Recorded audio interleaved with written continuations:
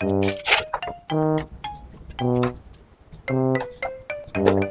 ശരി, നീ എന്താ ഈ നോക്കുന്നേ? എടാ ഞാന് അവിടുന്ന് ഷോപ്പിൽ നിന്ന് കണ്ടപ്പോഴേ ഈ ഷോള് ബ്ലാക്ക് കളറായിരുന്നില്ലേ? അതെ, ഇപ്പൊ ഇവിടെ എത്തിയപ്പോ നോക്കിയപ്പോ ബ്ലൂ ആയിട്ട് കാണുന്നു. എന്താ അങ്ങനെ? ശരിയാലോ, നീ ബ്ലാക്ക് കളർ വാങ്ങിക്കാനല്ലേ പോയത്?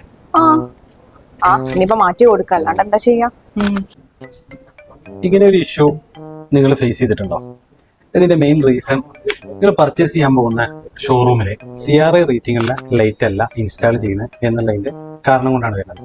CRI റേറ്റിംഗിലെ ലൈറ്റ് ഇൻസ്റ്റാൾ ചെയ്യുന്നത് നാച്ചുറൽ ലൈറ്റിംഗിൽ നമുക്ക് കിട്ടുന്ന കളർ എഫക്റ്റ് തന്നെ ഒരു ഷോറൂമിന്റെ ഉള്ളിലും കിട്ടണം എന്നുണ്ടെങ്കിൽ CRI റേറ്റിംഗിലെ ലൈറ്റ് നിർബന്ധമായിട്ട് ഇൻസ്റ്റാൾ ചെയ്യാം.